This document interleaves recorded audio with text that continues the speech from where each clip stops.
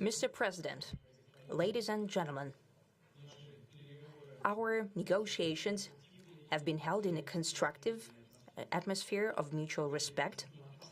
We have very thorough negotiations that were quite useful. I would like to thank once again my American counterpart for the proposal to travel out here to Alaska.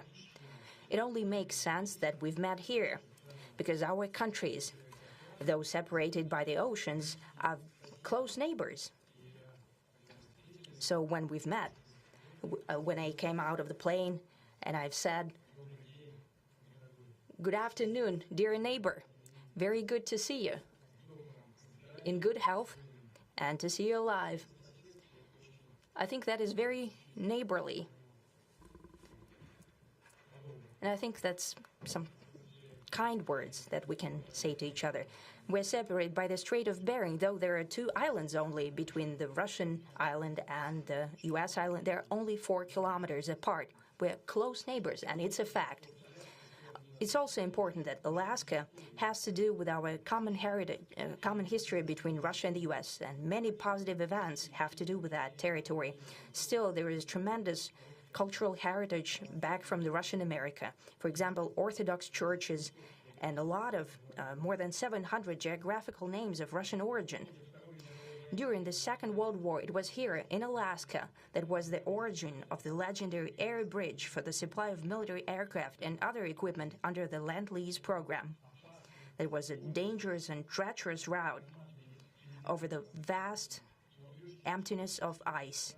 However, the pilots of both countries did everything to bring closer the victory. They risked their lives and they gave it all for the common victory. I was just in the city of Magadan in Russia, and there is a memorial there dedicated to the Russian and the U.S. pilots. And there are 2 flags, the U.S. flag and the Russian flag. And I know that here as well there is such a memorial. There is a military burial place several kilometers away from here. The Soviet pilots are buried there who died during that dangerous mission. We're thankful to the citizens and the government of the U.S. for carefully taking care of their memory. I think that's very worthy and noble. We'll always remember other historical examples when our countries defeated common enemies together in the spirit of battle camaraderie and allyship that supported each other and facilitated each other. I'm sure that this heritage will help us rebuild and foster mutually beneficial and equal ties at this new stage, even during the hardest conditions. It is known that there have been no summits between Russia and the U.S. for 4 years, and that's a long time. This time was very hard for bilateral relations, and let's be frank, they have fallen to the lowest point since the Cold War. I think that's not benefiting our countries and the world as a whole. It is apparent that sooner or later we had to amend the situation to move on from the confrontation to dialogue. And in this case, a personal meeting between the heads of state has been long overdue. Naturally, under the condition of serious and painstaking work, and this work has been done in general. Me and President Trump have very good direct contact. We've spoken multiple times. We spoke frankly on the phone. And Special Envoy of the President, Mr. Witkoff, traveled out to Russia several times. Our advisors and heads of foreign ministries kept in touch all the time. And you know fully well that one of the central issues was the situation around Ukraine. We see the strive of the administration and President Trump personally to help facilitate the resolution of the Ukrainian conflict. And his strive to get to the crux of the matter, to understand this history, is precious.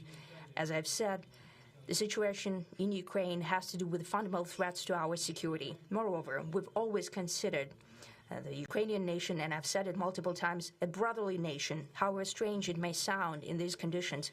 We have the same roots, and everything that's happening is a tragedy for us and terrible wound. Therefore, the country is sincerely interested in putting an end to it.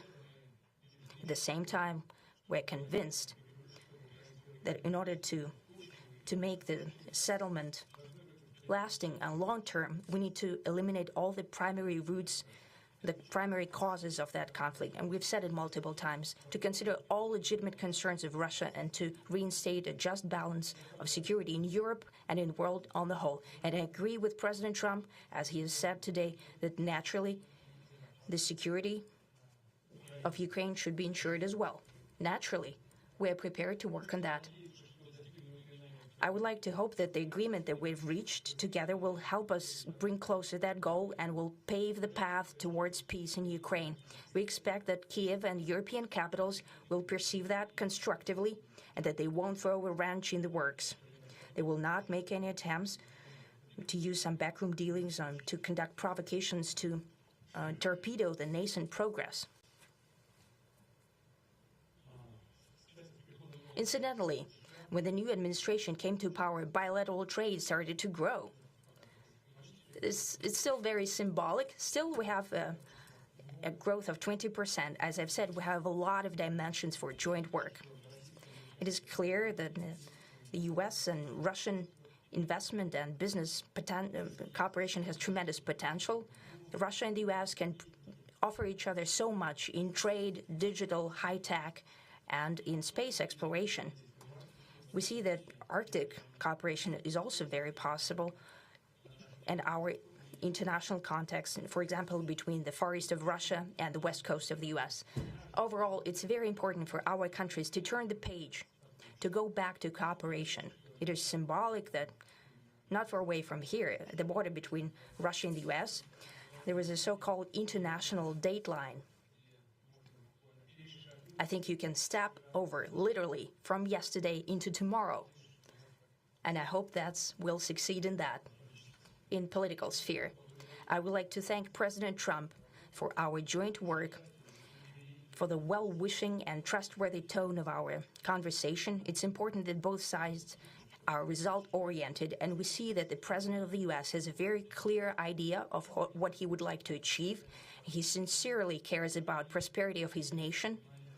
Still, he understands that Russia has its own national interests. I expect that today's agreements will be the starting point, not only for the solution of the Ukrainian issue, but also will help us bring back business-like and pragmatic relations between Russia and the U.S.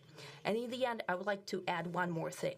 I'd like to remind you that in 2022, during the last contact with the previous administration, I tried to convince my previous American colleague that the situation should not be brought to the point of no return when it would come to hostilities. And I said it quite directly back then that it's a big mistake. Today, when President Trump saying that if he was the president back then, there will be no war. And I'm quite sure that it would indeed be so. I can confirm that. I think that overall, me and President Trump have built a very good, business-like, and trustworthy contact. And I have every reason to believe that moving down this path, we can come, and the sooner the better, to the end of the conflict in Ukraine. Thank you. Thank you. Well, thank you very much, Mr. President. That was very profound, and I will say that I believe we had a very productive meeting. There were many, many points that we agreed on, most of them, I would say, a couple of big ones that we haven't quite gotten there, but we've made some headway. So there's no deal until there's a deal. I will call up NATO in a little while. I will call up the various people that I think are appropriate, and I'll, of course, call up President Zelensky and tell him about today's meeting. It's ultimately up to them. They're going to have to agree with what Marco and Steve and some of the great people from the Trump administration who've come here, Scott and John Radcliffe, thank you very much. But we have some of our really great leaders. They've been doing a phenomenal job. We also have some tremendous Russian business representatives here, and I think, you know, everybody wants to deal with us. We've become the hottest country anywhere in the world in a very short period of time, and we look forward to that. We look forward to dealing. We're going to try and get this over with. We really made some great progress today. I've always had a fantastic relationship with President Putin, with Vladimir. We had many tough meetings, good meetings. We were interfered with by the Russia hoax. That made it a little bit tougher to deal with, but he understood it. I think he's probably seen things like that during the course of his career. He's seen it all, but we had to put up with the Russia hoax. He knew it was a hoax, and I knew it was a hoax, but what was done was very criminal. But it made it harder for us to deal as a country in terms of the business and all of the things that we'd like to have dealt with. But we'll have a good chance when this is over. So just to put it very quickly, I'm going to start making a few phone calls and tell them what happened. But we had an extremely productive meeting, and many points were agreed to.